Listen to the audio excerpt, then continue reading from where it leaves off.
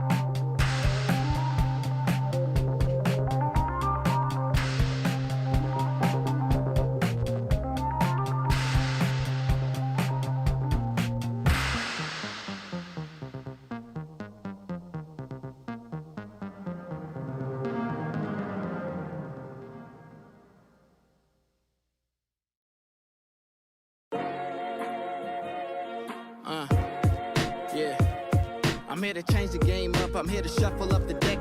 You'll probably think I'm famous cause I got a blue check. I remember playing ball up in Montreal, Quebec. The richest people that I met, they said they really were from Czech. My sales pitch deadly, so you better consult. If I'm a rap, then I figure I would give it my all, cause I could rock a 16 better than Paul Gasol. I'm like a pager with the shot, with a basketball. I got more love for the game, like Sanaa Lathan. My flow is game changing, like an audible from Peyton Manning. Good luck to my haters, because success is taken. I got a nice career going, I got some nice money. If I don't follow my dreams, it will forever haunt me. My only option might be playing in another country. I started from a city where it's sunny, crummy. I started from the bottom, it was nothing. Well, let me tell you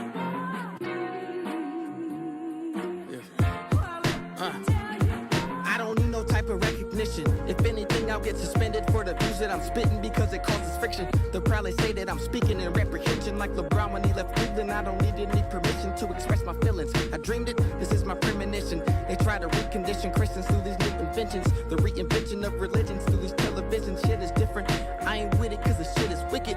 I'ma weather the storm, I'll never surrender. Learn it from my ancestors that took the fall like September. My skin color getting judged like fat versus slender. If I was transgender, I'd get praised like Bruce Jenner.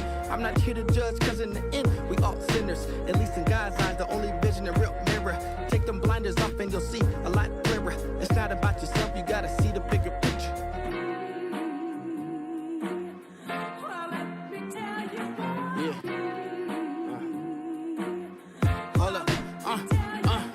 If money is happiness, then why is it suicides? Are they stressing from bills or a loan that was subsidized? When I turn the news on, only bullshit gets publicized. Neglection of different wars, skin colors and genocides. Is it conspiracies or is it organized? Good people get crucified, the evil gets sanctified, glorified through the media and the clothing lines. Why when I ask these questions, people look so surprised? Gotta question everything like Joel Steen's mansion. Some people wondering why people getting held for ransom. Endorsements of violence in every single rap anthem. That's the key to making your album go platinum. It's easy to make money, but it's harder not to spend it. We all guilty of it, it's a constant hypnotism. I guess it's safe to say that I'm the new renegade. I wanna dedicate my music to the people that always hate.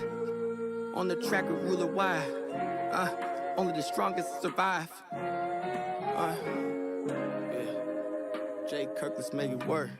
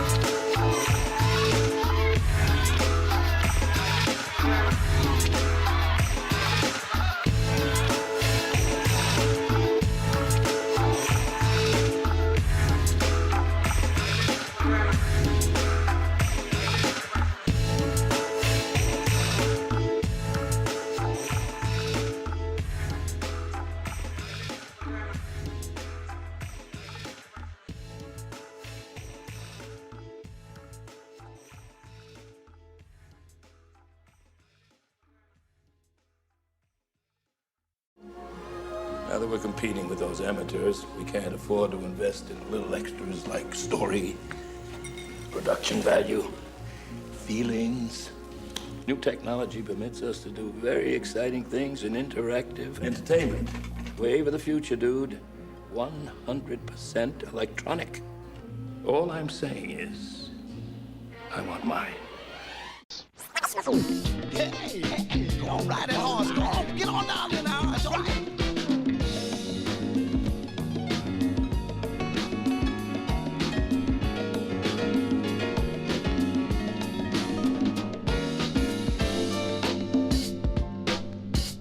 He's reported to have disappeared while traveling in Europe in June 1969. Yeah.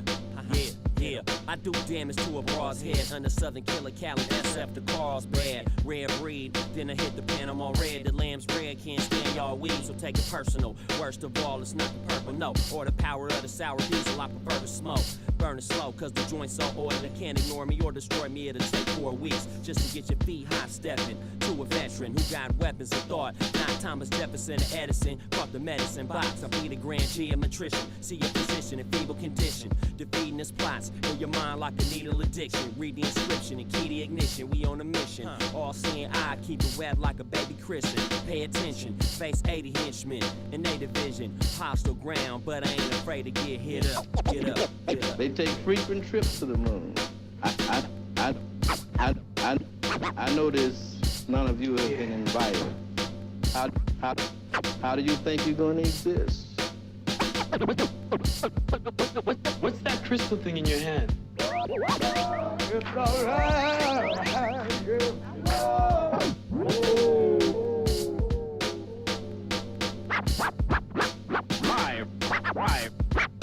Live from Oakland, California.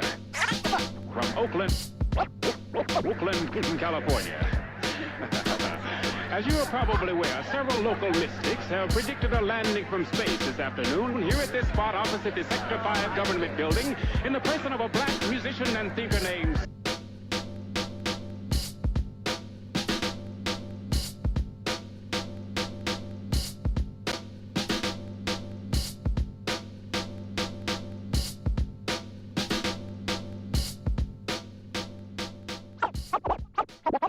Come on, what is this?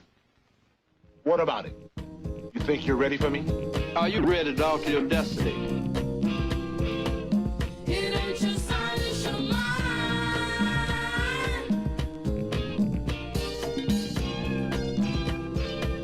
It ain't your sign, it's your mind. The battle of wizards and warriors continues with iron swords. The evil wizard Malkill will take the shape of the earth, wind, water, and fire. Farewell! The fate of the world is in your hands!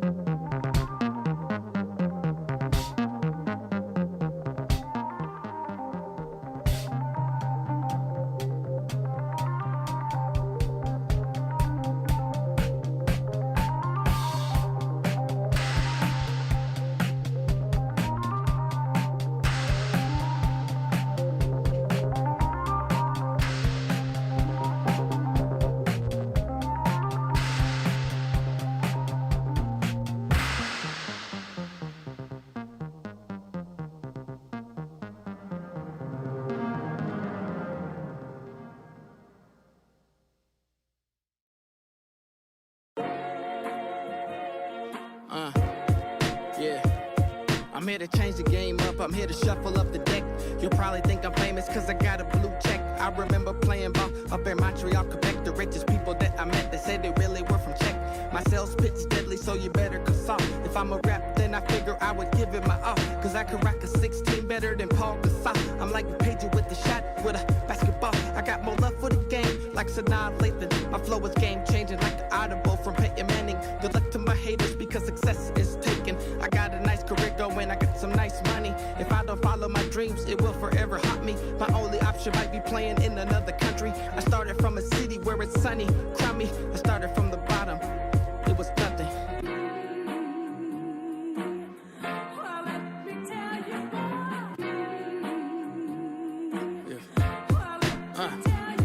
I don't need no type of recognition. If anything, I'll get suspended for the views that I'm spitting because it causes friction. They'll probably say that I'm speaking in reprehension like LeBron when he left Cleveland. I don't need any permission to express my feelings. I dreamed it, this is my premonition. They try to recondition Christians through these new inventions. The reinvention of religions through these televisions. Shit is different, I ain't with it cause the shit is wicked.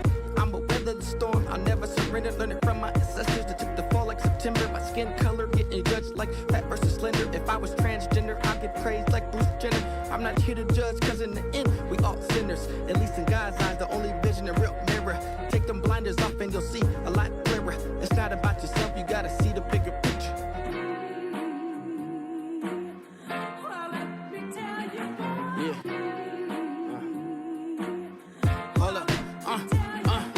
If money is happiness, then why is it suicides? Are they stressing from bills or a loan that was subsidized? When I turn the news on, only bullshit gets publicized. Neglection of different wars, skin colors and genocides. Is it conspiracies or is it organized? Good people get crucified, the evil gets sanctified, glorified through the media and the clothing lines. Why when I ask these questions, people look so surprised. Gotta question everything like Joel Osteen's mansion. Some people wondering why people getting held for ransom. Endorsements of violence in every single rap anthem. That's the key to making your album go platinum. It's easy to make money, but it's harder not to spend it. We all guilty of it, it's a constant hypnotism. I guess it's safe to say that I'm the new renegade. I wanna dedicate my music to the people that always hate. On the track of Ruler Y, only the strongest survive. Jay Kirk, let's make it work.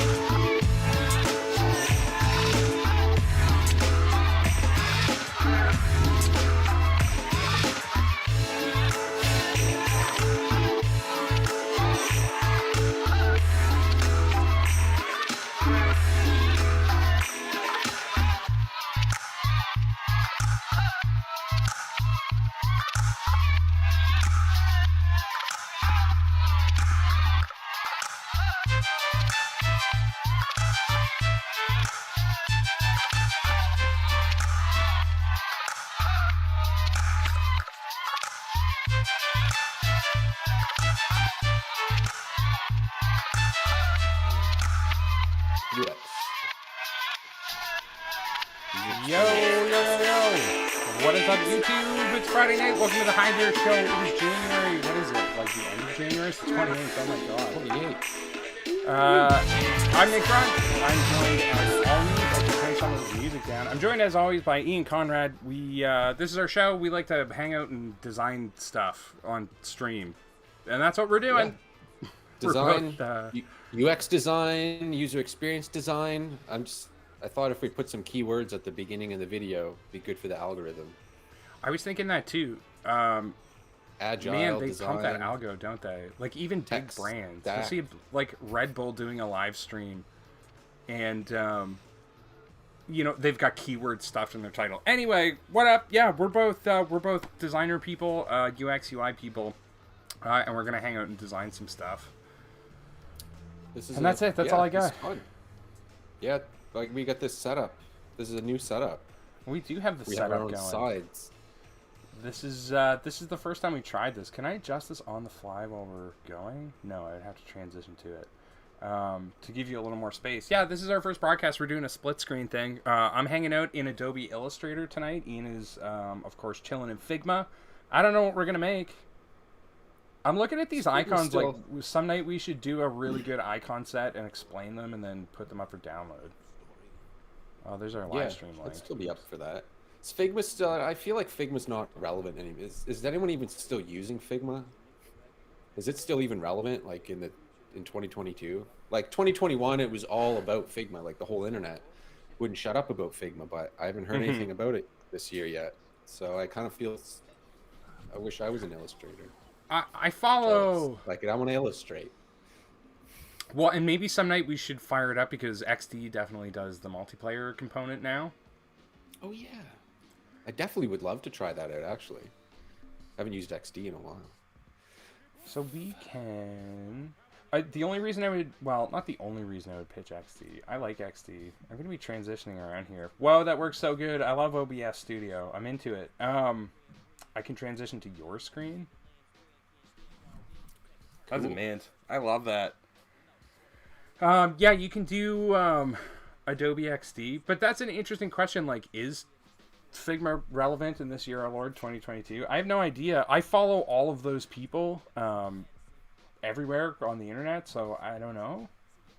Yeah. Like I hear about it constantly, but I definitely don't use it in production anymore. Figma. Not that cool. No. Why do I start everything with a gray box? That's where you get to start. That's CSS. You make a gray box and then you primordial ooze of... You style it with values. The primordial ooze of every app and website. Everything starts with a gray box. Yeah, you learn that eventually is... the internet is just boxes. It's a series of like very fancy boxes that have been styled and put together just so that they work. Boxes and lists. I heard someone say like every website everything's just a list, and I'm like, it kind of is. It's just a bunch of lists. A bunch of allies. E-commerce site is just a list of products. Yeah, that's fair. Twitter's just a list of thoughts. Yeah, just a list of horrible thoughts. Horrible, awful thoughts. Man, I haven't even been able to open it. I was never one of those people, but I'm getting to the point where I'm like, man, I opened Twitter and I'm bummed. It like literally ruins my morning. Twitter, like, yeah, it puts the most like depressing things front and center. Mm-hmm. Like, I guess that engages me. It does keep me engaged. Yeah, I was instantly mad. I read like half an article about the trucker convoy and I was out. Need to make no thanks. I need to make a frame. There we go. I don't know what I'm designing. I can. I'm aligning. Sorry, I'm aligning all my palettes to the stream. I had this web page. I'm sure it's super fun to watch. Screen? Yeah, I can. I can see half of it. That's kind of tough. Oh, how about I make it? It's tablet. I can view. shrink it. Yeah, go a little more. Do the mobile. A little more right there, kind of ish. That's good enough. We should have did this before we went live, but This is pretty good. No, this is the mark you gave me. We're good. Got my mic here. Almost freaked me out. I was looking around for like UX or user research software and apps and stuff, and this came across my path, and I just was, I don't know. I'm a little torn. It looks cool and fun. So before you tell me anything more about it, it's called User Zoom. It's got like a circle logo with kind of a roundy font. Well, I'm gonna go ahead and say it's nice. Custom emails. Okay, it's a website builder tailored for restaurants. Yeah, I hear you. It's a front end purchase system for small shops that want to integrate online. Man, we should be writing these down. We can make a We product should. out of each of these. I'm just thinking, like, what does Shopify do? What does MailChimp? This is a little MailChimpy with the graphics. It is nice graphics though. Again, we're looking at that.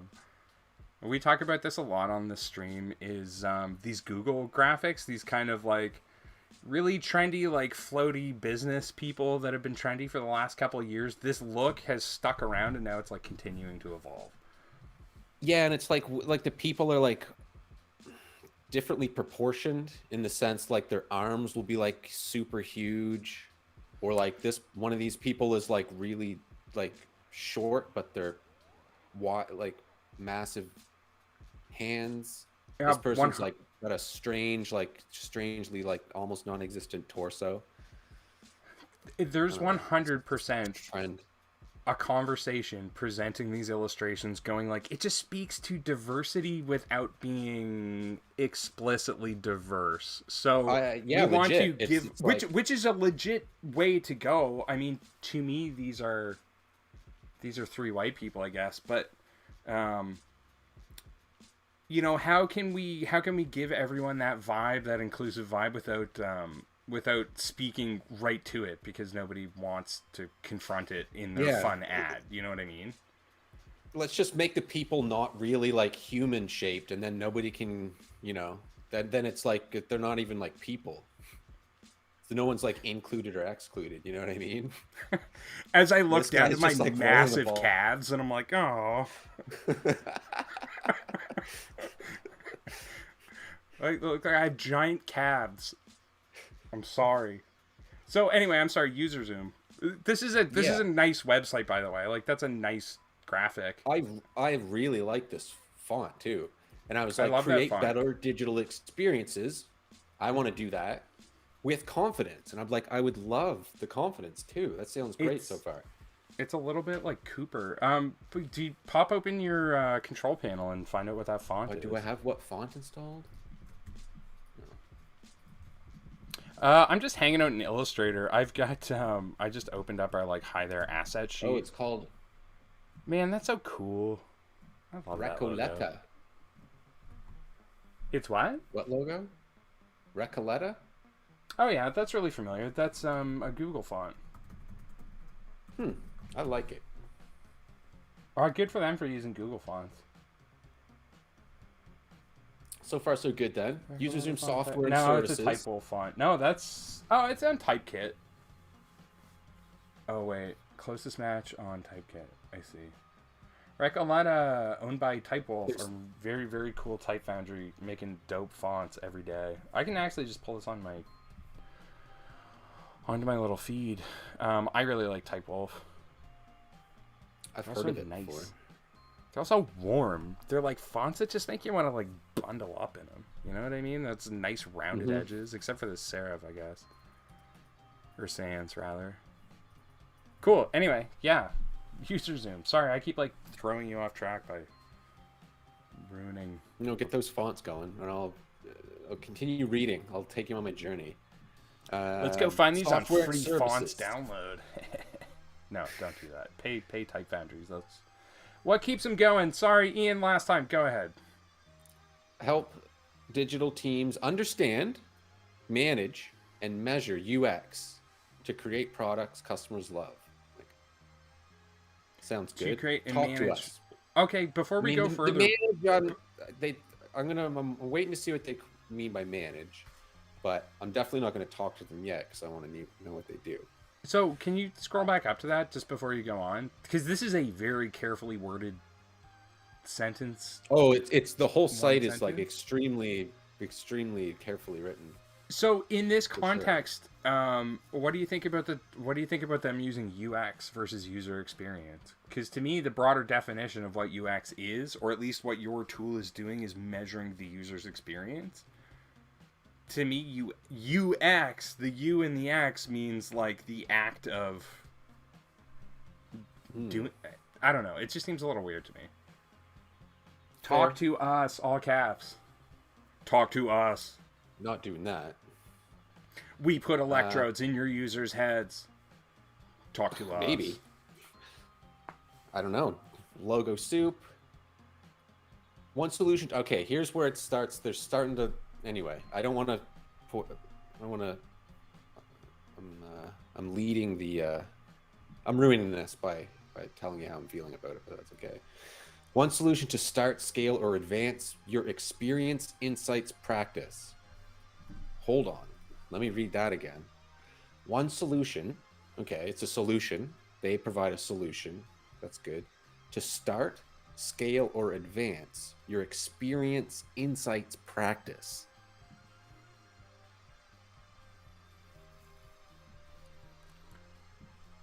Okay.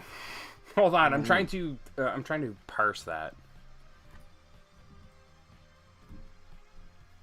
Experience measurement, user-focused product decisions, quick design iteration. Okay. Yeah, you get a ball and you get a bowl and you get a table. I'm like, boom, these are baby. words like write those checks.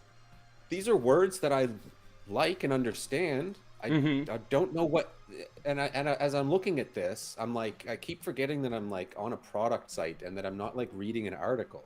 Because it's like measure digital experience, establish criteria for digital experience performance. If you, like I was gonna say, if you like click through to these things, like where do you get? Yeah, and it's like telling you like here's how you do like UX measurement, define success, and then 5 million users a month. Here's how, and I'm like clicking. I'm looking at. So anyway. I'm scrolling the site looking for like a screenshot or trying to figure out what you get if you pay money. And you can kind of like get to these like little tiny screenshots. Like you get, they never really show you the product, the software. They'll give you little shots like this. That's like, okay, I guess I've got 1,600 projects with like 720 live, but what's in a project? Nobody should have 1,600 active projects. That would take a fucking military of people to manage. No, 1,600 was the wrong number. Try 12. Big agency, 32. But even then, not every user's going to have access to those projects. That's what silly. do you like? This is a mock-up. That's a mock-up. That UI doesn't look particularly impressive to me. But again, what does it do? Yeah, it kind of. I mean, this looks like a video tool, so it's like cool. I can do user interviews, but have you seen Dovetail? Ever? I think you've told me about it. So Dovetail's really cool.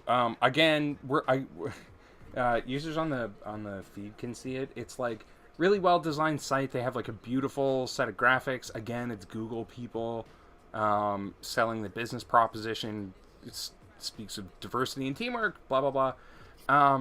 I've used this before. What it actually does is you can feed it recordings, and it will parse it out into text, and then let you analyze the text in a in a numbers driven way. Like, how many times was this subject talked about? How many times was this topic mentioned? And the idea is that it's going to turn it into text and let you scan it to figure out what's important. That was really neat. That was enough for me. I don't need it to do anything else, but... Well, yeah, I'm not simping for Dovetail, by the way. It's nice Google graphics. I want to... It's like for businesses getting started with listening to users and collaborating with stakeholders. Like, I mean, these are just the words. I've worked at agencies, and this is just what you do. You put Just all the these words together somehow. The standard agency Like line that- of like, that is we the make job. world-leading products through a proprietary design process that is just good because reasons. Yeah. You'll get up and running. Okay, I guess. Okay, finally it says unmoderated and moderated. Oh, it says up and running with both moderated usability testing and seamless moderated interviews. Okay, cool. That's actually a thing. Get up and running today. Start a free trial. No, what? Start What your are you free trial. selling? Like, there's nothing. Ian, there's I know, stock and photos. There's a guy looking at an iPad. Get in on this now. There's no coding though, Nick. It's one of those sites, like, you know, they've taken the approach, and maybe they, you know, not saying they don't know what they're doing, but they've taken the approach of like, we're going to be obscure, so you have to call us, and then we'll convince you to buy it when you're on the phone with us. Well, Because yeah, I've dealt with that's- those companies before. Exactly. You and I And it know annoys that's the part of shit sort out of of a me. nouveau sales process, like sort of like cold calling, but 1,000 times worse. Yeah, it's just, we're not going to explain the product. We're not going to explain the Because- product. We just need to get you in the door. And when we analyzed the way that 10,000 users engaged with us, we found that this is the best way. So fuck off. But at an enterprise level, like you work in design, I work in design, it's hard to make a decision on this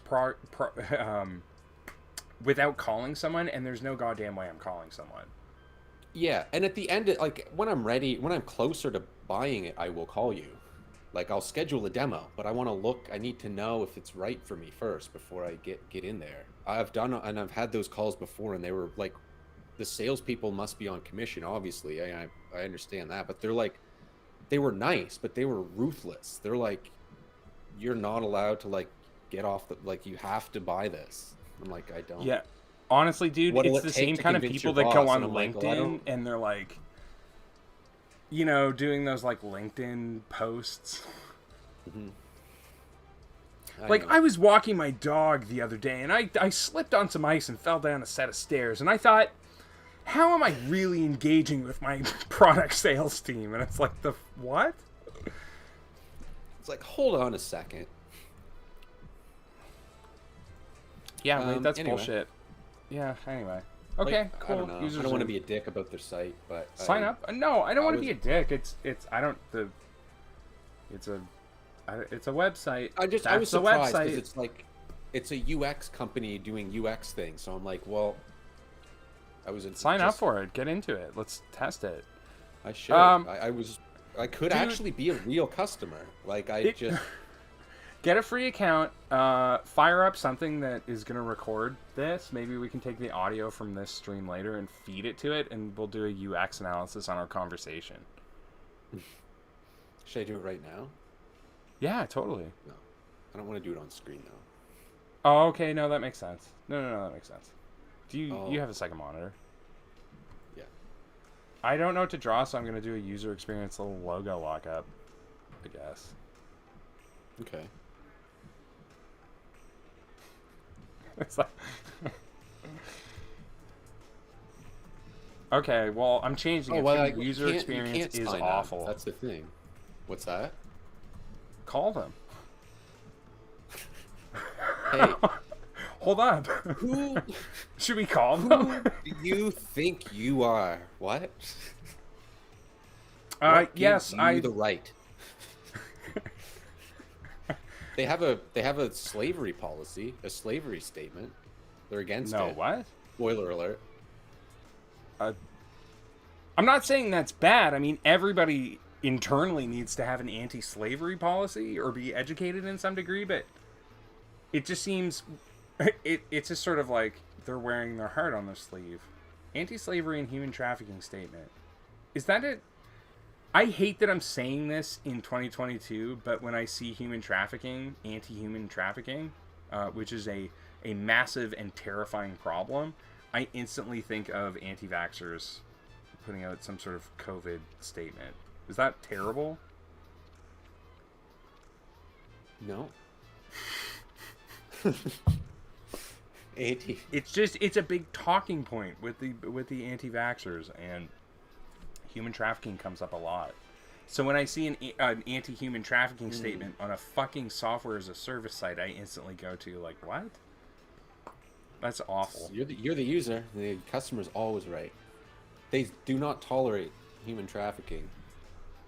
And it's like you make like, I don't know. You're not a big how would you like? Oh, their supply chain is minimal. However, we expect it. Okay, yeah. I was like, well, you don't have a supply chain. What supply chain? For your like swag that you bring to conferences? I mean, I guess it's.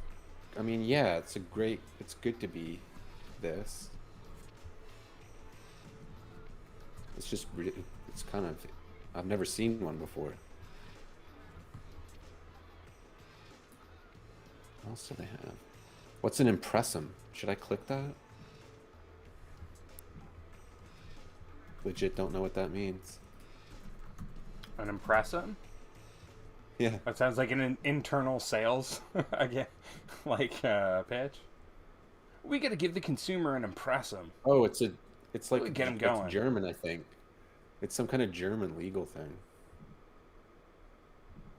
How.studio. I'll click that. I'll learn more about the cookies. No thanks. Okay. How is it branding? Thanks. Huh, cool. Anyway. I don't have anything more interesting to share. So, there you go. Take it away, Nick. Tag team. Take it away, Nick. No, we're split screen, bro. You're on your own. Yeah, I know. I'm just going to try one more time to sign up for this company. Oh, you can join the panel. Oh, no, they're not going to let me in. You can join the panel to be one of the users, though. That's what we should do. Give our opinions. Oh, okay. It's sort of like an Ono, Ross, and Carrie approach. Have you ever heard of that podcast? Mm-mm. It's a good podcast. They like research like things by, like, we want to know about the Mormon Church, so they join it and then like do a report on it. We should do like that. We'll go covert into sales. We should. I think it would be interesting to see what the flip side is too. Like, what do they do for their like? What's the experience to be a panelist for them? Because I interview people and I want to pick up tips. We also, can do good cop, bad cop in the paneling session. Like, you're like, I'm a small business owner that's doing fairly well, and I want to reach out and understand my users. And then I'm on the other side going like, I'm not going to buy shit until you show me it. I'm a big business, and I have 5 million customers. Convince me. Convince me. And then we'll see. That would actually be pretty good.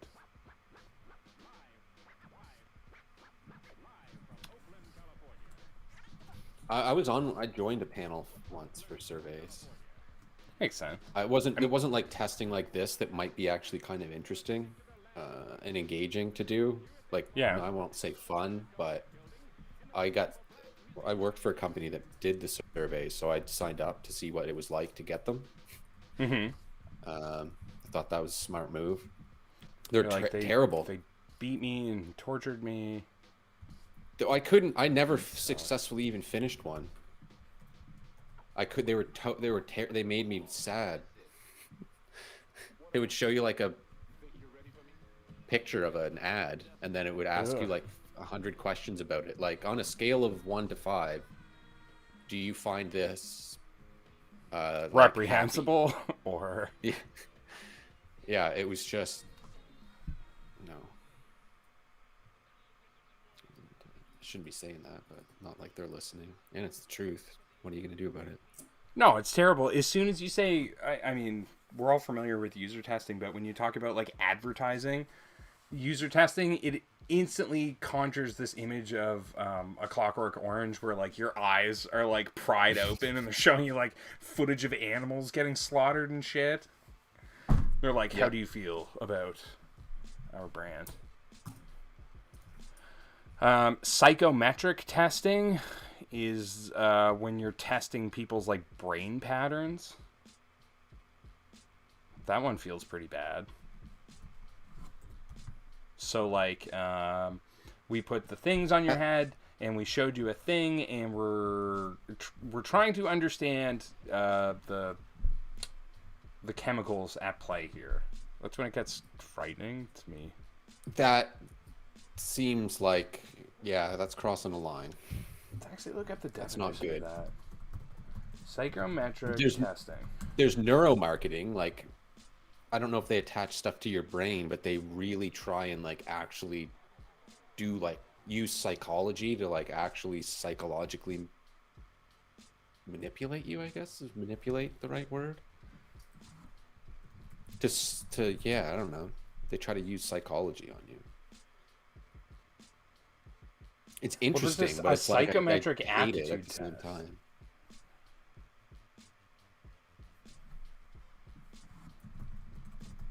Roboto. Psychometric marketing evaluation.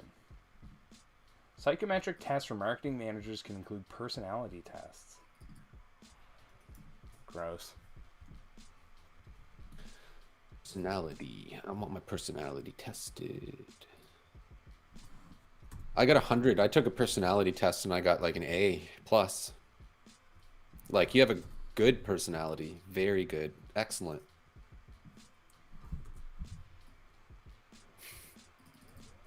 On your personality test? Yeah, That's I got good. like the highest marks in the class. Oh, good for you. Yeah. They said they've never seen anyone with a personality like mine this good before. Are you fucking serious? No. Your personality is very good.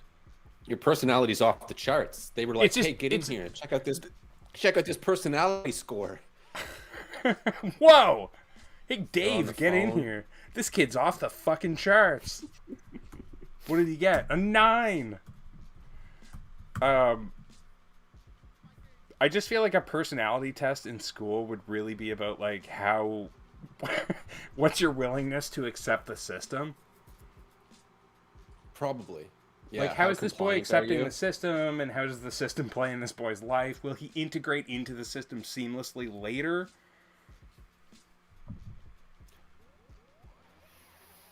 I think that's probably exactly it. I wish there was a. I need some better fonts. My fonts suck. I wanted to draw a cool thing with fonts, and it's garb. Big pile of garb. Okay, so I'm doing my UX little logo lockup up here very slowly. I can see it. Can you see it? Like So 20 I'm seconds. thinking Like user 20 seconds experience. delayed. User experience testing, no brains about it.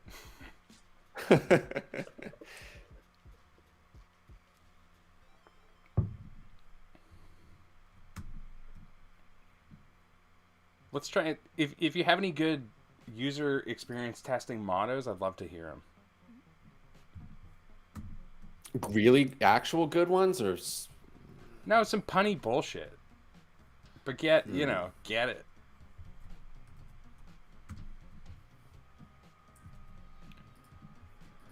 I usually like to hand draw stuff, especially fonts, but we're just for the sake of doing this, I'm kind of just fucking around. Oh yeah, I'm trying to get a good font for my computer. Oh, good font? I Googled not too long ago. I think I tweeted about it, but I was like, what is the best font?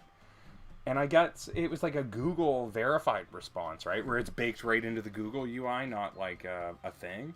Oh yeah. And it was referencing an article, but it was like, here are the 10 best fonts. And I was like, oh, cool. And they were like the default ones you get from Windows, like Baskerville. Nice. And fucking Garamond. Verdana? Which Garamond is nice. Garamond.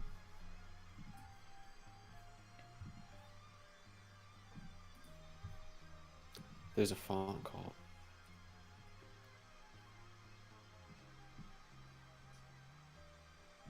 Cool. There's this like ornament font where it's just like you use it's like wingdings, but you get like just some different shapes, like fancy ones. They're pretty cool, actually. That was a thing, logo type for a while. So, fonts are essentially vectors. Hold on. Let me quickly prepare my university lecture on vectors. Fonts are just a series of points and paths that explain how the shape should work rather than like an explicit picture. So you can put things in font. Like say you had a vector one color logo, you can make a font out of it and that's how you distribute it to people. Which, yeah, pretty cool. Vector. Well, that's why, and that is that why fonts can theoretically be resized to like, you can resize fonts to any size in the world? Is it vector? Yeah, they're vector. They're an EPS file, essentially. I don't even know who I'm explaining that to because you'd have to know what an EPS file is anyway. Okay, you got some cool dings going on there, some wing dings. Yeah, I was just exploring those. I only got into the B's in my fonts though. Chalkboard. That looks exactly like Comic Sans.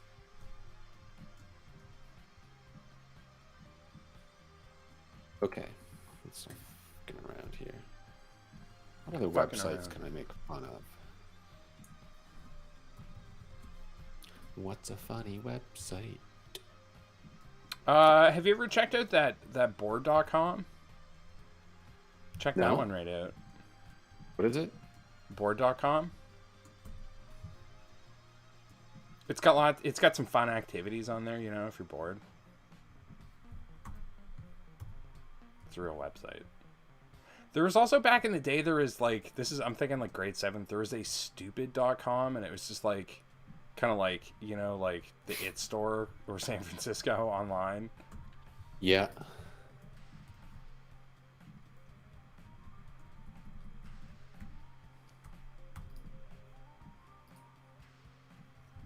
Oh, here's a good one. Oh, I love Magic Spoon. I haven't tried it yet. But everything about their branding tells me I'm going to be a huge fan. Oh, no, I don't want that over there.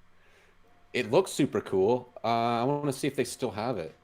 Is it really that good though? Like, I'm sure it's good. Don't get me wrong. They've discovered some deep web tech that makes cereal edible with that amount of sugar in it. But like, is it good? Is it really good? I don't think it would be good. No, I actually think it. Oh, cool.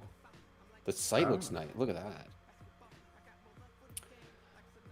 Okay, milk protein, sweetener. No, blend. yeah, it's the sweetener blend. That's what gets you there. Wow, this is hard. It's literally just protein powder crushed into like a cereal shape with like some flavorings. That's. Oh, it's not wheat. It's not the corn grain that I'm used to. No, it's keto. I doubt it would taste good because keto stuff is not good. Ever had I thought Halo keto Top is ice like you're cream? supposed to just eat steak. Is that not what keto's about? Yeah, you eat like butter and steak and no carrots. 'Cause those are bad. What? Yeah. What You the fuck? can't have any sugar. You can't have sugar. So carrots have sugar in them. You know, Carrot. speaking of sugar and carrots, little tipper. Next time you're making a fine homemade red sauce and you're simmering it for a long time, get some of those carrot shreds in there. You get some carrot shreds in there and it simmers and the sweetness comes out and it's like a fine marinara. You know what I mean? Ooh, a marinara. Oh, marinara. I'm trying to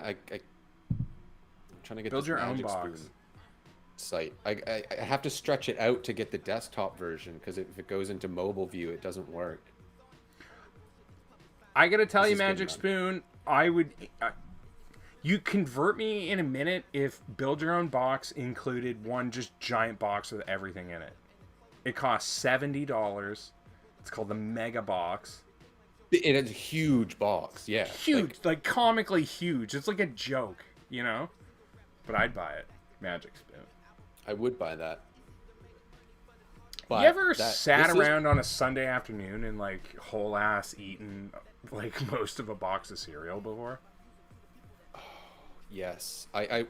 During the beginning of the pandemic, I got really into it, and then recently I got another box just now, and I woke up at like 3 a.m. for whatever reason the other night, and then I went to like came down to get some water, and then I was walking back upstairs, and I stopped, and I'm like, I have cereal, and I ate a bowl of it, and then I was like walking back up, and I'm like, I gotta have more. And I'm like, I'm just going to lie in bed and want more, so I might as well just eat it now. So I had 2 bowls of cereal and went back to sleep. Yeah, the fucking rule. That's the spice of being an adult. It's like I worked forever, and I'm going to sit here and eat my bullshit cereal that I know it's going to kill me. I'm going to enjoy it.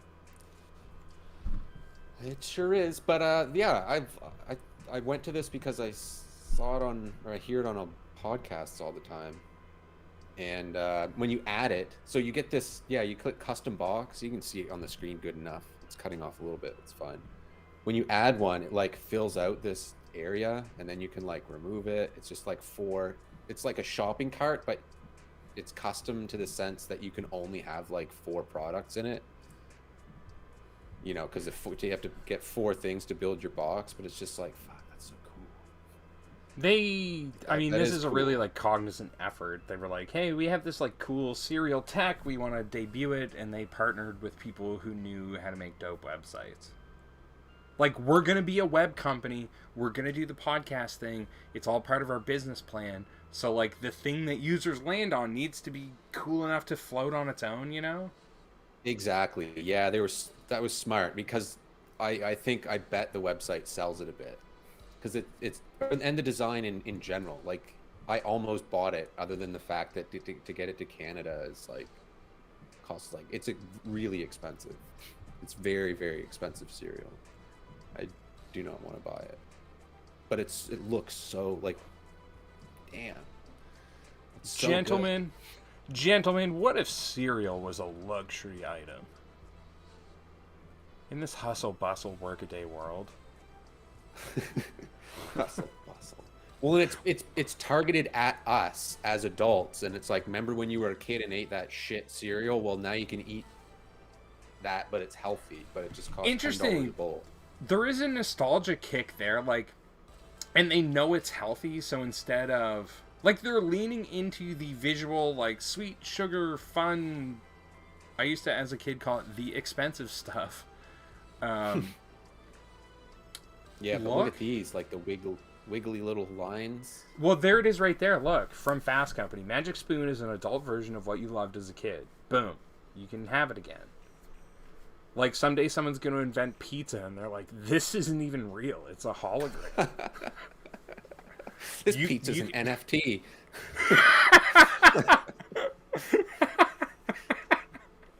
Fucking Magic Spoon's probably an NFT. You buy it, and you just get a email, a JPEG of some cereal. But you can write contracts into NFTs, so it's like you buy your original NFT for $60, but it comes with, you know, a garbage bag full of their finest cereals.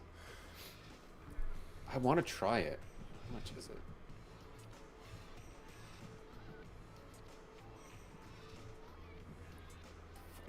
Man, I tried so hard to get a second camera running in OBS here this evening, and I just couldn't do it. I like that we have the multiple desktops, though. That's working. Yeah, I like it too, because I'm like... It's like a do what you want. kind of like in the weeds. Like, I'm not... This isn't interesting, so they can watch you for a while. Yeah, I sort of feel the same way, where I'm like, I don't need to rush. I'm just going to kind of dick with this thing. Do they ship to Canada? No.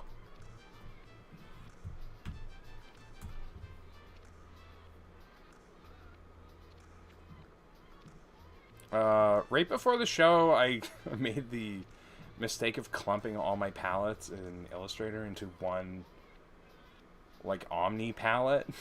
I can't find anything anymore.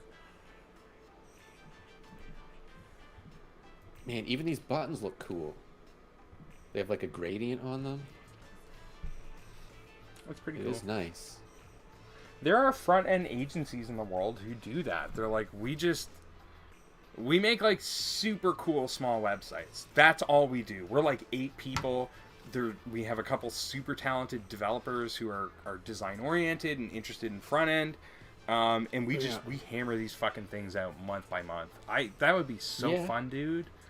Well, Get it would stick that, like, a lot of time. You can tell a lot of time would have gone into this. Like, and that this like what the disappointing part is usually companies just won't spring to spend the time and money to have something like this produced. Like, you know what I mean? So I definitely time and money, but there's other issues. Like, if you scroll, just jump back up to the top. That ingredients list looks like dog shit. I almost feel like they were going for a thing, but it's not there. But if you go back up to the top, those boxes, the cereal boxes, so that could have been a completely different agency that illustrated those boxes. Yeah. And even to say that your web team or the designers, I guess in this case it would be a graphic designer that's involved with that web team, is either talented enough or has access to the resources from the illustrator to create the graphic that we're looking at. So you've been hired to make a website and you have 6 months and you're trying to like speak to these other teams from other agencies that have done parts of the graphics and blah blah blah blah blah blah blah. It can get really tough. Again, if you've got the small agency and you have that talent in house, so we have 12 people, illustrators, designers, UX, UI, and they're all super fucking talented. Like, that's the result you get. You know what I mean? Everything's got to line up. Yes. Everything's got to line up. How do I get into a box of cereal, though? Because they have product... Oh, no. That's not what I wanted. Like, they have product pages. How do I... There we go. Yeah, each time you select... So, yeah, you select a different one, and it changes the whole... So you select your, like, product variant from the page, and it changes, like, the whole page. Yeah. You know what I mean? Usually, like, this would be where you select, like, your size or your color, and normally it would just maybe change the picture at most, but it just does a whole... You know, it just... Yeah. It's a lot of... Yeah. It's a lot of JS and CSS, and it's like, just fucking make it. And they're like, we need a version of this page with different color palettes for each box of cereal, and someone went, yep, go do it. Mm-hmm. Yep, go fucking hammer on it, and you'll get it. See you soon. That's why we pay you the big bucks. Ian, that brings us to 10 o'clock. Want to take a $5? Well, it's just what I was thinking. You were just thinking that, huh? You're going to go have a bowl of cereal. You're going to go dump some Reese's Puffs into a salad bowl and go to town. I'm going to separate the chocolate ones from the peanut butter, too. They do taste different.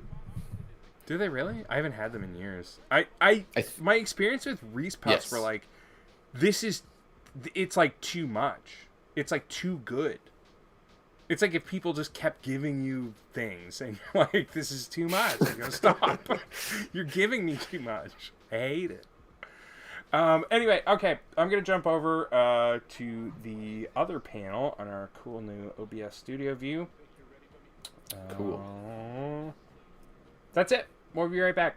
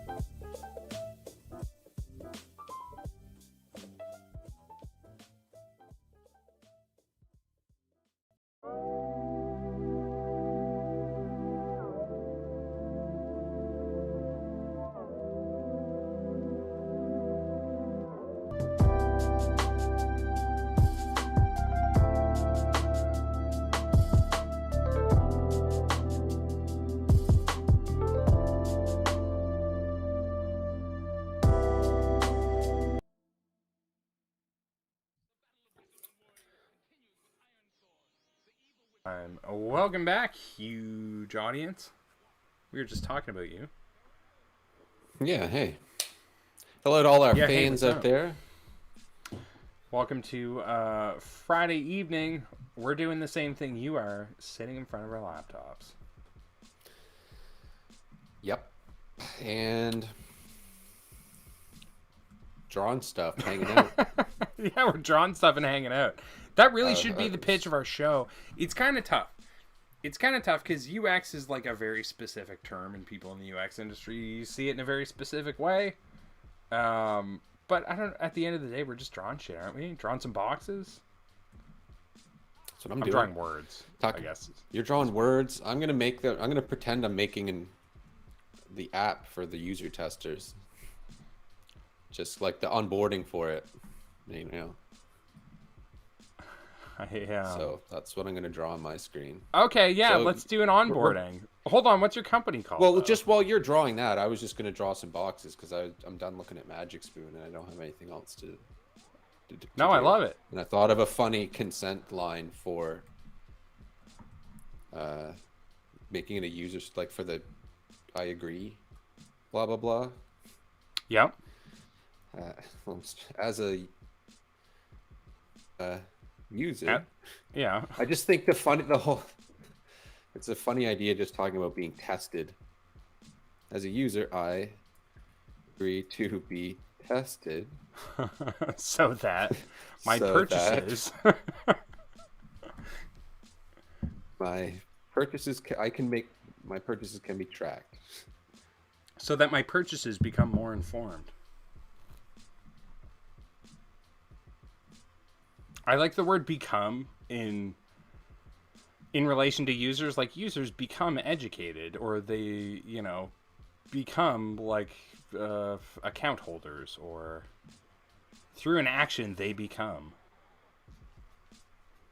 Yeah, that's what everyone wants, right? To become. It's not about what the product will do. It's not about the features that we were complaining about of user Zoom. It's about what it will help you become. Right? Yes. That's what marketing's all about now. This will help you become a leader in whatever UX. Well, it's the Marlboro Man 2022. It's just he's not smoking a cigarette. He's like buying crypto.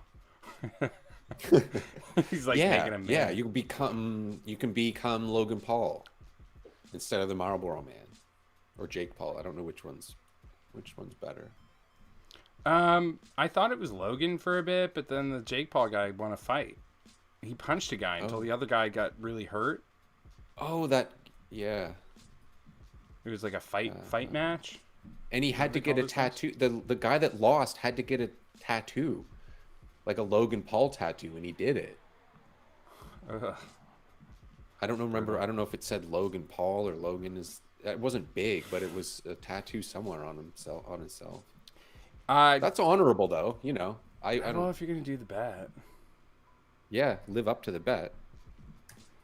It's just also funny that we're in the era of YouTubers actually like having these just to fight each other. They're having these huge like sponsored matches, making like tons of money.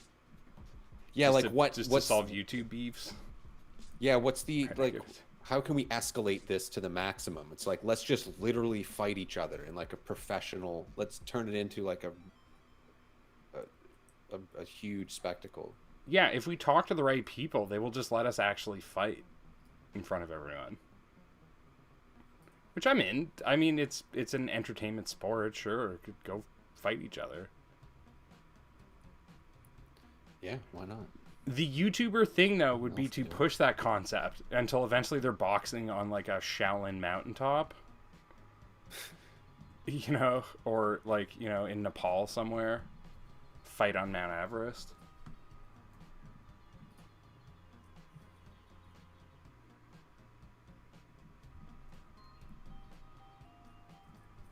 Did I turn on the music? I did. Cool. I stuck it on my monitor. I'm trying to draw a brain with a trackpad and having like a brutal time. I'm trying to remember to keep my stuff on half the screen. I guess I could just make Figma smaller. So I'm gonna shrink it down so that it's there we go. I know what I'm doing. Oh, it's hard designing. It's like designing on it's like trying to wireframe something on a phone. Yeah, I'm doing the same thing. I don't even have a mouse because I was worried that my mouse clicks would be too loud on cam. So I was like, no, I'll just draw with my trackpad, and that's what I'm doing, and it must look awful.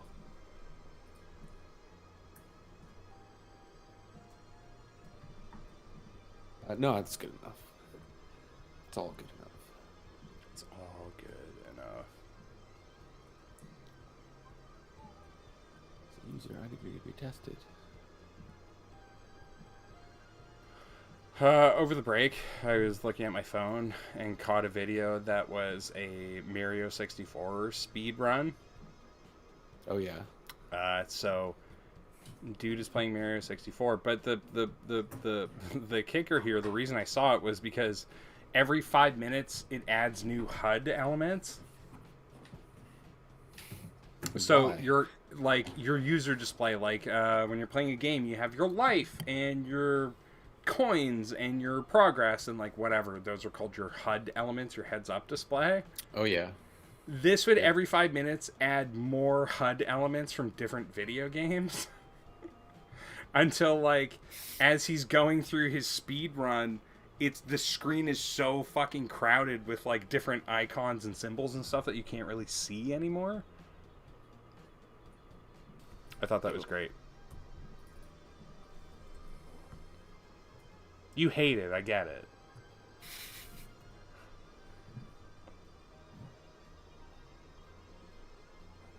Justin and I ran into this last week where it's like, you know when you're working on something and you really get into it, it suddenly becomes impossible to describe what you're doing?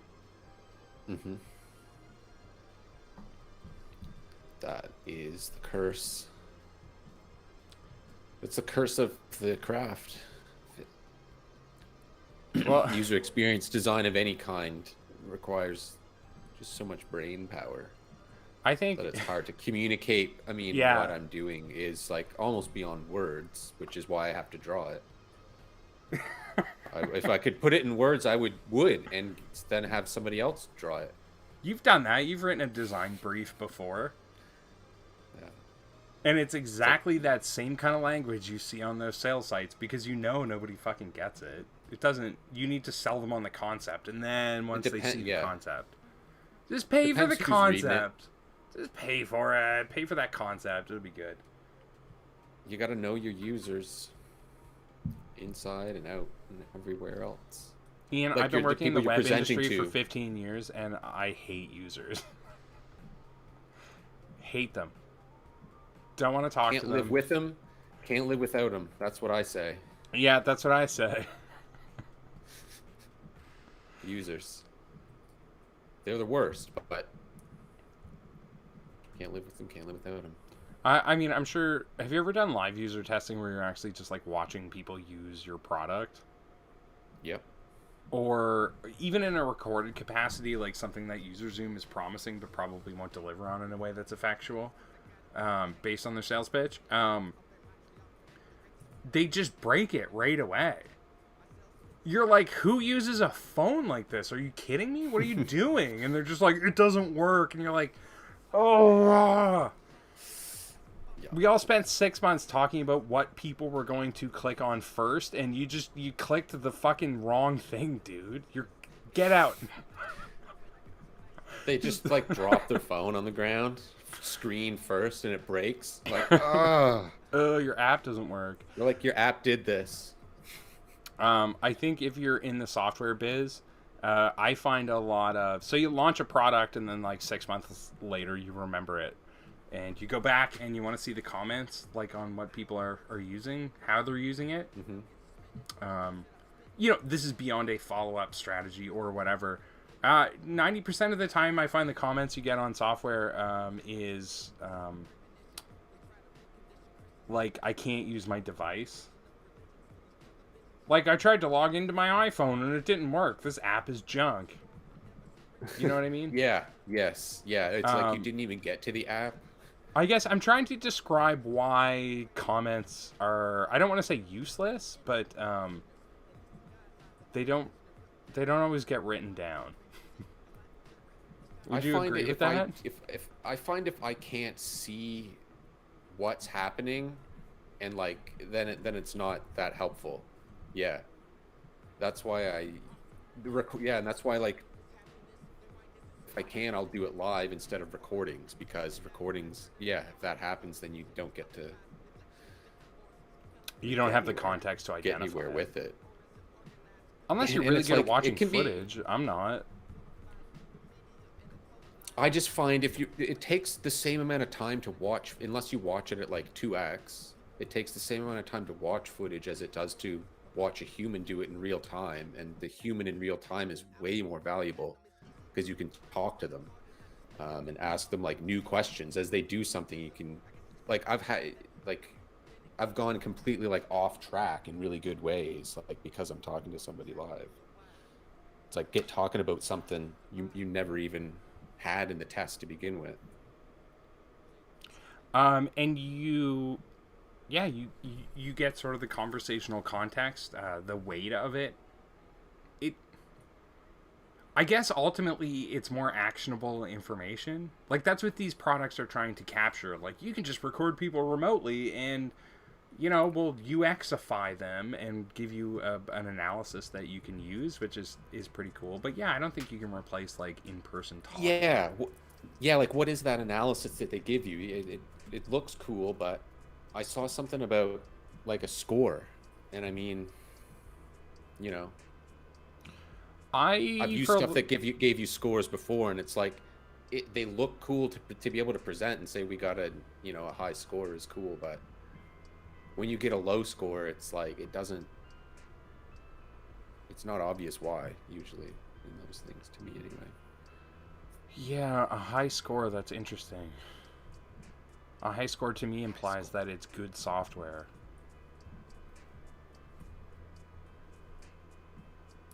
Yeah, and it's like what you're testing for, and like, is it just usability, like task completion or whatever? Like, can you get from point A to point B? That doesn't necessarily tell you like if it was good. If it was good, if they like Yeah. the product at all, like they might be like, well, I could use this feature, but it's a stupid feature. Like, I don't know why it even exists. And it's like, cool, we got 100% on this feature that nobody, people, it works well, but it turns out nobody likes it. I worked on a product that had something like that, where like they built this pretty good feature for putting together presentations, like out of like your data. Like basically like they made PowerPoint. Yeah. Like you could put some charts and stuff in this thing. Cool. It worked. It was good. I guess it worked. Worked well, but nobody like wanted it. I don't know where that idea even came from. It existed before I got there, but like, you know what I mean? Like someone thought it was cool, but they didn't really do any user research or their user research was bad to find out like if anyone wanted this feature. And it turns out no one did, because they just wanted to export data to in like a data format and put it in their own software. Like they all use something different. Maybe it's Excel, maybe it's something I've never even heard of. I forget what it's called.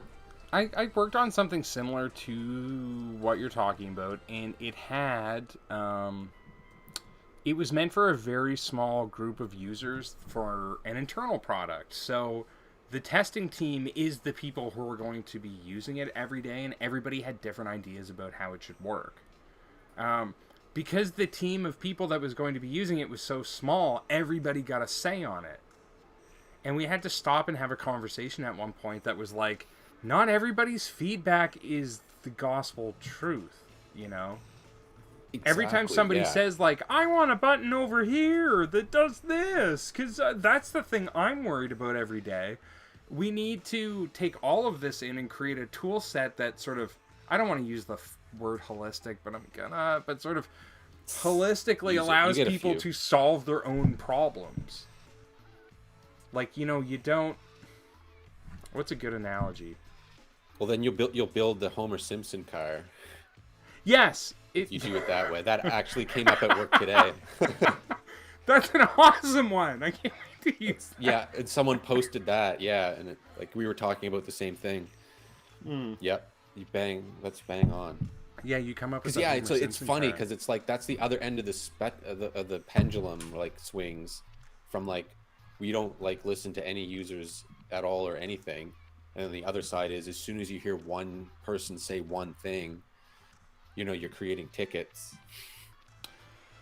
Yeah, all of a sudden new features are getting planned. You're talking about like 2022 roadmap, and tickets in Jira, fucking tickets in Jira, dude. It's like bug fix. It's like, well, hold on a second. Yeah, what? Let's make sure it was a bug. I've come to embrace Jira as a designer. Like I really used to hate it, and I used to say things like, I don't think that the agile process applies to certain parts of design. And I've come full circle on that.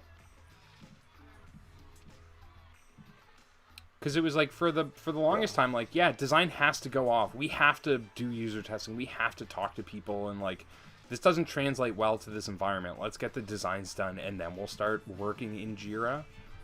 But it's become much different, like aligning with your QA team, aligning with your dev team before you launch a project to make sure that the pieces are in place that you can start creating user cases and stuff in Jira with which to test against is really good.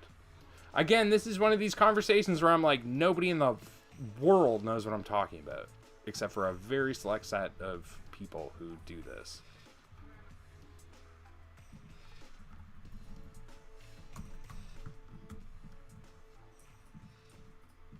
Man, I thought this was going to be funnier than it was. And it is. I know. I was like, oh, that'll be funny. And I'm like, oh, well, what else is there? I'll get a couple more things going here.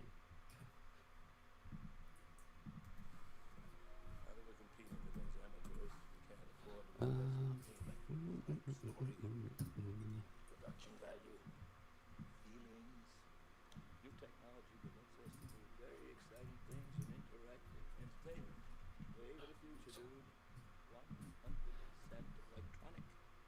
Drawing boxes in Figma. I mean, so remember when we were using FigJam a bit, playing around with that?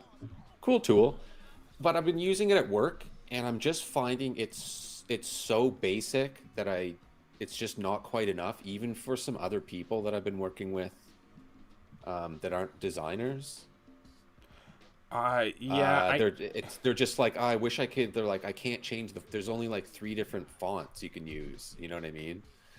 And they're like, oh, I wish we could blah, blah, blah. And I'm like, well, if you want, we can just use regular Figma. And so you're just using regular Figma now instead, just to do like whiteboardy type stuff. But it's just easier.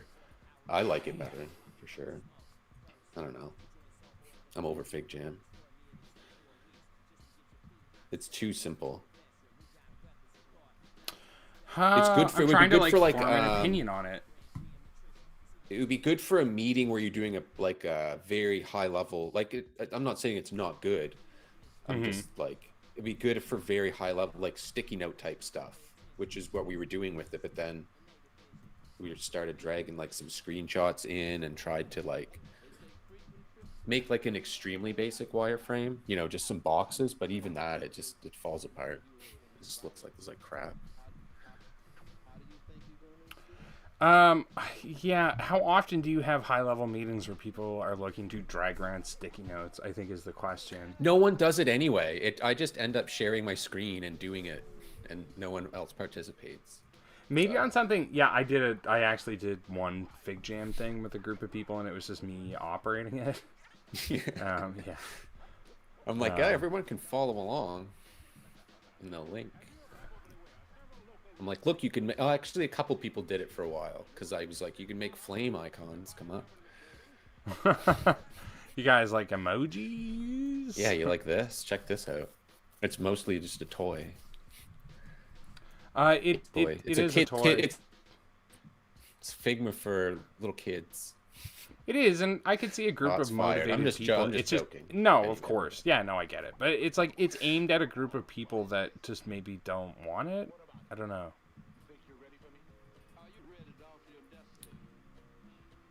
But yeah, just let me use Figma. Me as a user just want to make what I want. I'm a power as a power user.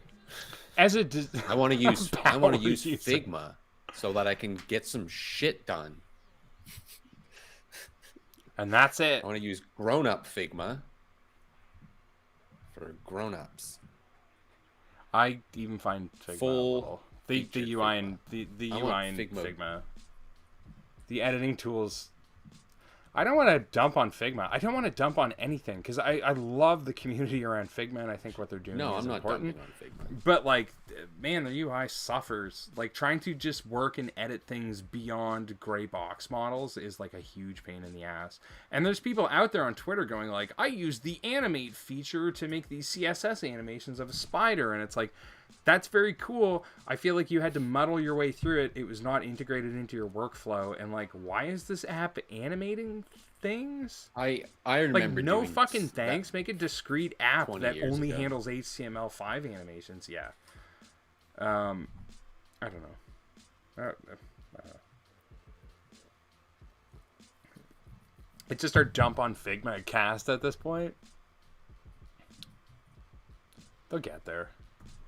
That Adobe tool set though, damn.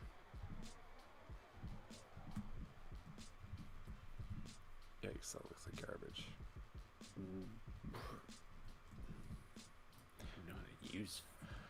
I just wanted to have like a brain with some like, like battery booster terminals coming out of it. That's awesome. That's exactly what I would draw if I could draw things. Just like, yeah, we're just gonna hook some electrodes to your brain here. Yep, just relax. And you're like, I feel dizzy, and they're like, that's because there's opium in the tea that you just drank. Like, now watch this ad. Dizzy. Yeah, how does this ad make you feel? Do you trust this brand? Do you trust this brand? And you're like, I do. find and they're this like, brand. I don't think you fucking know what trust means to Colgate, to Unilever. Yeah, define trust. Oh man, the M&M. That's the first line when you get your new job at the Nestle Corporation. They sit you down and you watch a video, and it's like, define trust at the Nestle Corporation. Sorry, go ahead. Oh no, my cat's here. Hi, Winston. I wish my cat The would come M&M's down, thing. be on stream. You hear all that jazz? I waited toned several back days. the female M&M. I'm not sure if female is even the right term.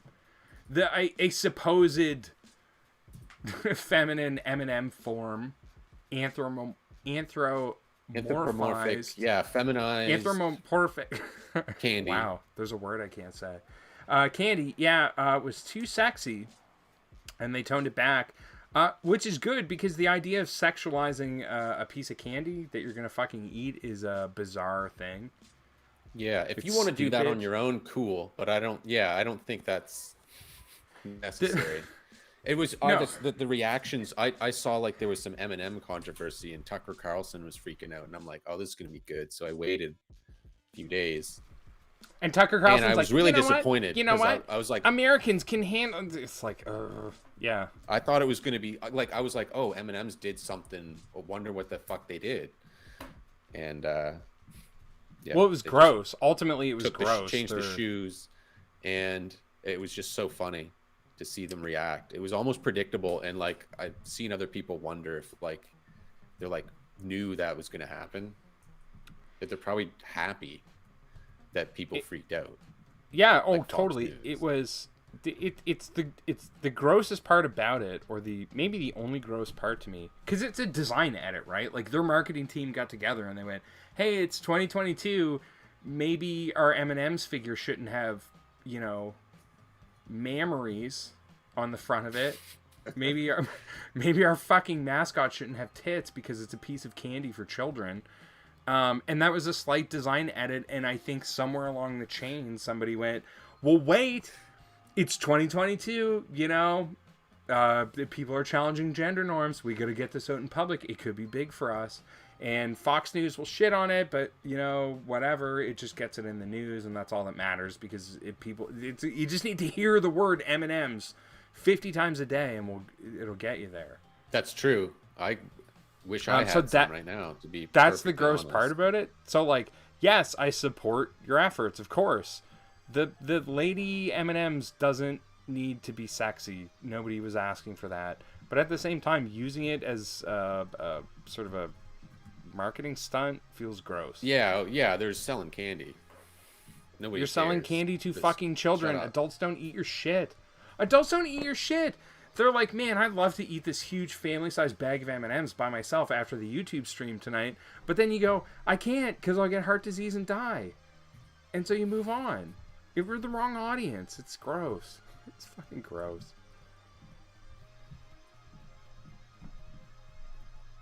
For real, though, I have a family-sized bag of M&M's upstairs. It's howling. There's for me. M&M's that I've never even tried, like caramel. That's new to me. They're okay. It's got caramel in them. I'm a classic peanut M&M fan. Have you ever had the M&M's chocolate bars? Somehow they're a thing. They're actually good. Yeah. Like Yeah, no, fucking I've good. seen it. But I felt like it was like, have you ever had the mini Smarties? No. This might be a tough one. So in Canada, Smarties everywhere else except for Canada are like chewy, Rockets. sour candies. Yeah. Yeah, what we call rockets or Smarties for them, No shit. I think. So that's not chewy. Yeah. Yeah, no, I think you're right. It's like a powdery sort of chewy thing. In Canada, they're chocolate. And they also sell M&M minis, and they take, or Smarties minis, and I guess there's M&M minis too. They taste like their larger counterpart, but with like more chemicals or metal or something in them. They're really fucked up tasting. It's like those packaged Rice Krispie treats that taste like Rice Krispie treats, but with like hairspray on them. Oh yeah, how do you make something like that not work? I don't know. I kind of it's supposed to storm in the place that we live here tomorrow, and Rice Krispie treat sounds kind of good. I got my chips. Did you get your storm chips? I did. I ate them already though. Did you? Yeah. I think I had some more. I got those flaming hot Cool Ranch Doritos. So that's an enigma. Yeah, it's Cool Ranch, but it hurts you inside. Yeah, it's just burning hot, like chemical burn. Not really any Cool Ranch coming through. We're both hot food fans, and right before this stream, I was going to send you a bottle of hot sauce that I want to order.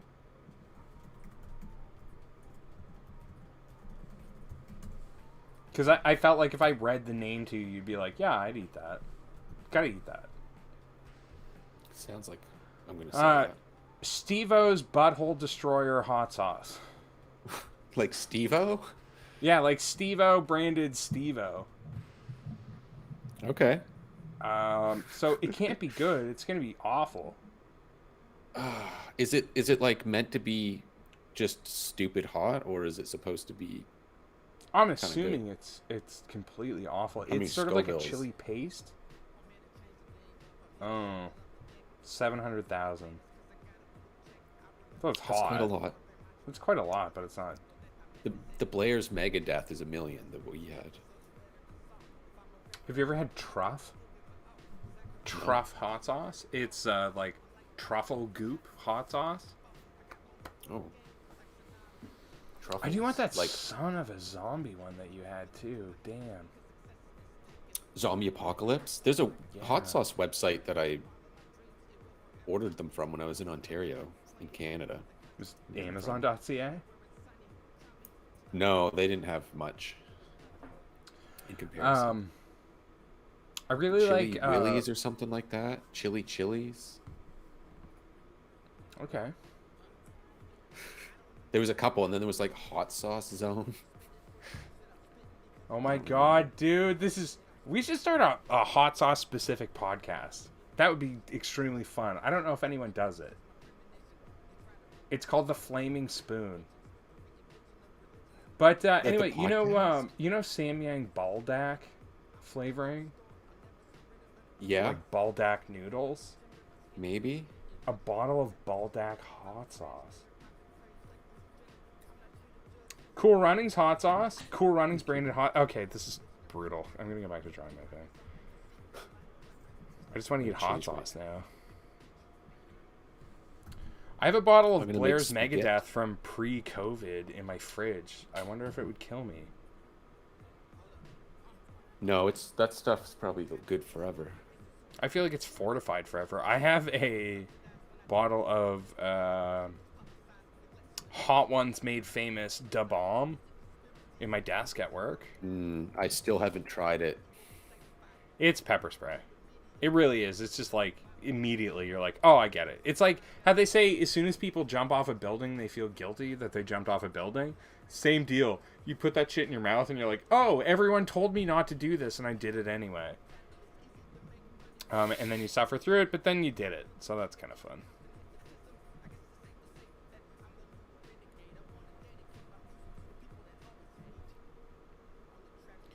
So we were talking about this earlier. I mean, we're just doing kind of a dumb stream tonight anyway, but some night we should do like a Hot Ones web design challenge. So that's where you eat increasingly hot wings, but you also at the same time, it's like you have a predefined target, like wireframe the homepage. And then wing number, and then you stop talk, you deal with it. Wing number 2, design a sign up form. Just like loose ass shit. With like just criteria, like, you know, these fields, just so it's like a length. So we have like constraints. Loose, like something basic things. Constraints and also like a beacon in the fog. You know, so it's like there's gotta be, this is so fucking hot. This has been going on forever. What fields do I need? That information's there. Yeah, no, I love it. I think that would be really, well, painful probably, but fun. Type 2 fun. Type 2 Is it fun. It's a new word that I learned where it's like not fun in the moment, but it's fun like It's like a fun when you look back on it. Yeah. I Type feel 2 the fun.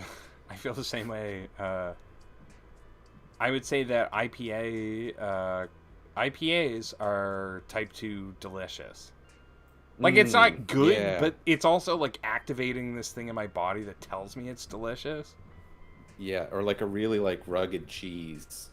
It's like, oh, blue cheese. It's a little brutal, but I want to eat it anyway for some reason. I know, your body's like, hey, this mold, it could make you so sick, and you're like, yeah, but it's don't good. Hey, don't eat this. It's just like, shut up. It's like, I don't have, this is all I've got.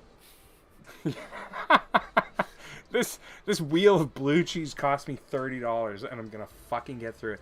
You and I one time, Ian and I used to live together many years ago. We had a little web company, and we went down to the farmer's market, as you do when you're a web company, and bought blue cheese, and it was this wax sealed, expensive, like motherfucker blue cheese, and we got it home, and we were having beers later, and we opened it up, and it was so moldy.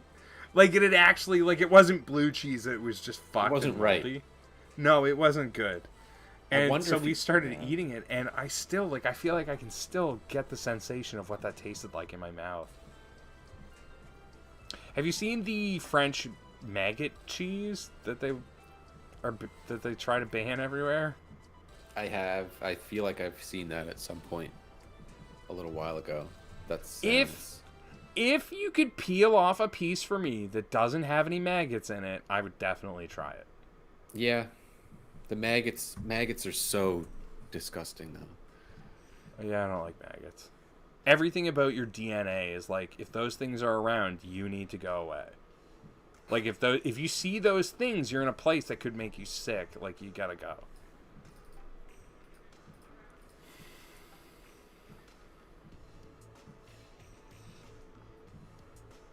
Oh, man. You know what's a good cheese vibe, though? You want a good cheese vibe while we're talking about it? Raclette. What? That sounds really familiar. Are you familiar? So, raclette, there's probably a better definition. My understanding, my North American understanding of raclette is when they take a cheese wheel, like of a hard cheese or a something, and they grill it.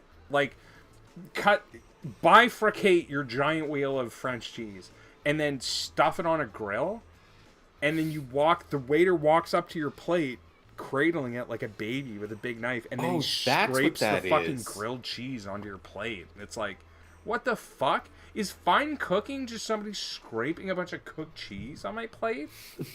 yeah. Fine French cuisine? They're like, well, it's escargot. I'm like, I don't care. There's like a pound of fried fucking cheese here. Yeah, no wonder it's good. Ugh.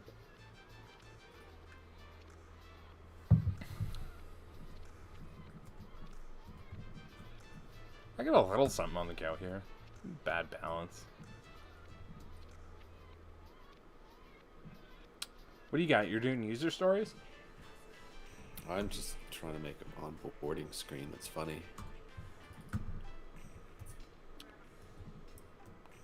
We should do some, like, funky Google graphic people here some night.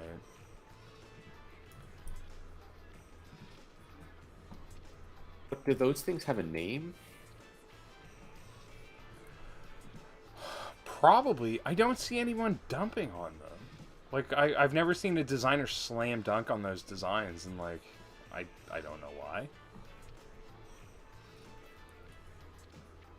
They're cool.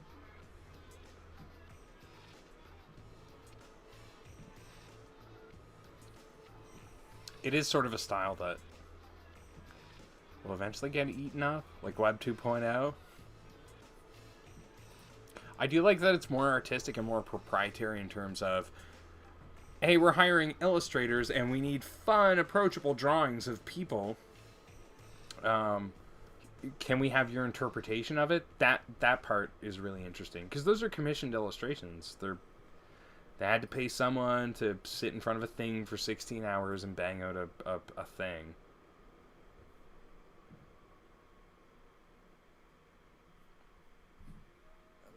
Quick connection check. You there? You there, dog?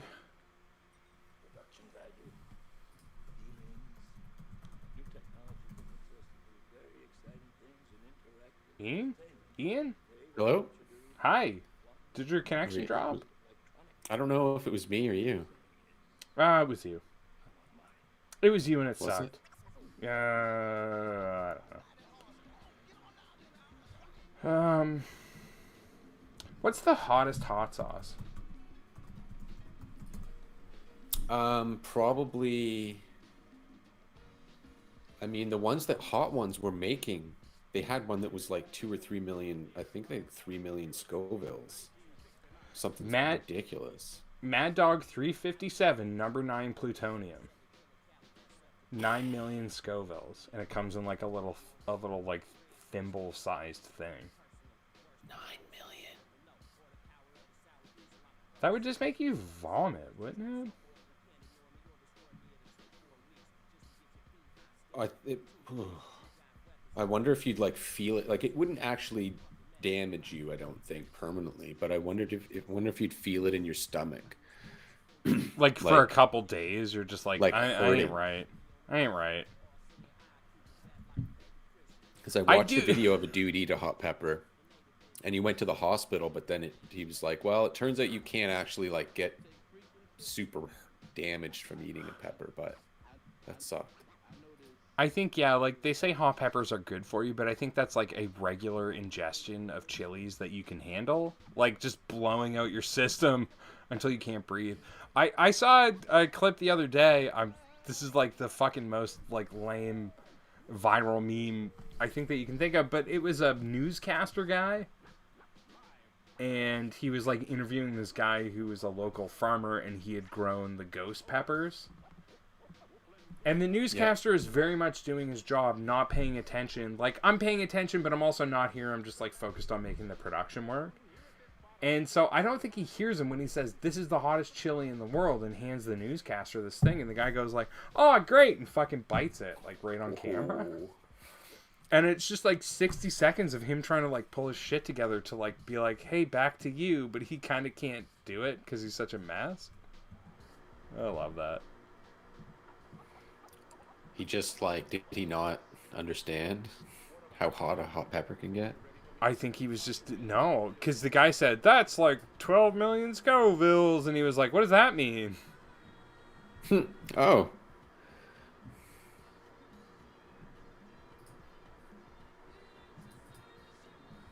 Oh, 12, that's not many. I also saw a clip of a lady who was the chili queen of India, and she was rubbing ghost chilies in her fucking eyes to like prove how tough she was. Nice. That's what I like to see. Oh, well, that's the thing with hot. Good. Hell yeah. Well, isn't that the thing with hot sauce people, is like just keep pushing it? Oh yeah. Even the Hot Ones dude, that Sean Evans guy, he's done a couple things with, like, you know, other, I guess, hot sauce influencers where they, like, eat these real peppers. And he said, the host, that Sean Evans dude, said,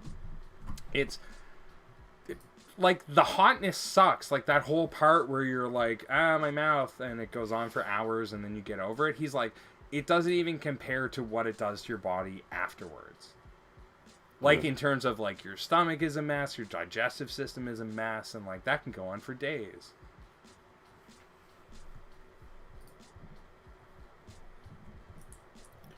Great. So what I'm saying is, yeah, we're gonna do a Hot Ones web design challenge. We need a website to design.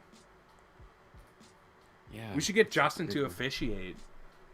Justin, our good friend who was on the show last week, he would be great. Yeah. Yeah. We need to do you remember the time? Holy shit. People. We did this. We got together as friends, and we were like, we're going to do a Hot Ones challenge. And we were all remote because you were living in Toronto and we were in Nova Scotia at the time. And fucking Justin eats the last one first. Like the hottest of the... We had all the wings laid out. And he's like, oh, cool, we're all set to go. And grabs the hottest one and just mows into it. It went to hell Yeah, from and then there. it's just like over.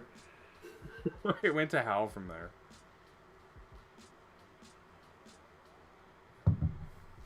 Yeah, that was a good one. It's like, oh my god. Then that we just heard a bunch of screaming, and that was kind of it. I still hear the story of Justin and I there's this big farm sink, and Justin and I both had our head in the same sink with just like the cold water on.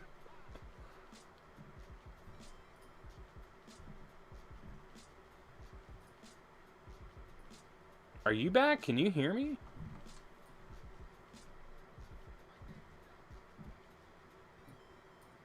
Something is going.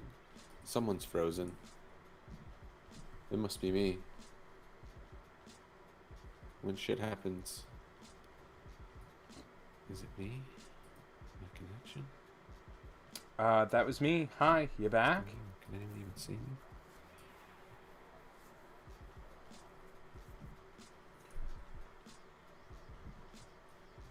Are you back?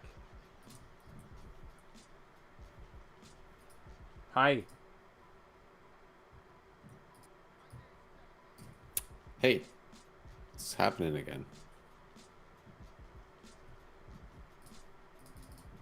Can you Hello? hear me? Are you back?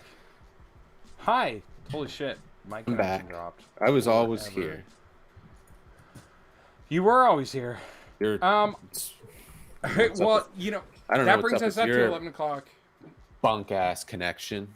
No, my Yeah. punk ass connection. I think we're getting hammered by freezing rain, and it's probably time to call it. Probably a good time. We got some things done. We looked at the internet.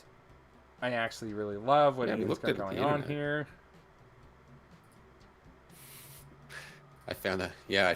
There was a source of these illustrations we were using once. It's called Undraw. Oh yeah, I know. And all Undraw.co. that's free. And you should check out undraw.co if you're in a situation. I have it here. I was just trying to I surprise had a everyone. client seriously pitch this to me like, we don't need to draw things, just go to Undraw and modify those drawings. Which is wrong. The illustrator who put this together is very talented and should be commended.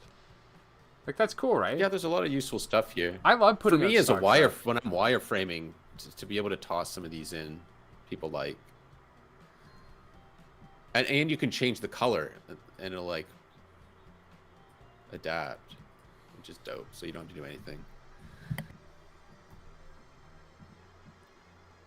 Good for people like me. Good for people. That brings us up Cool. to 11 o'clock. I think we're going to cut it off Yep. here. I'm going to save this That was file and fun. just keep drawing on it as we do it. No, I like the split screen approach. Like, all we want to do is sort of keep drawing, right? Like, we continue to hammer on this We're format. co-designing. We are co-designing. It doesn't have to happen in Figma. We can do whatever we want. Figma doesn't have the monopoly on on designing things together. Not anymore, apparently. We'll have to get you a copy of XD. But I think,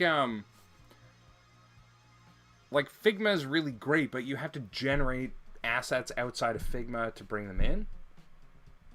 So say we were working on a web project, especially with this OBS setup. I'm talking to nobody. I'm just talking to you right now, Ian. We can actually cut to a scene where it's just Figma, or it's just Illustrator, or it's just the two of us. Just the two. Anyway. Just the two of us. Just the two I like of it. us. It's Do pretty Host amazing. remix. Yeah, no, it's cool. No, it's good. I think this is a good format. I think this is us playing with this. We're Incessantly. iterating. All right. That's it. All right, that's it. UX. Iterate our ass out of here. Yeah, bye forever. Good night.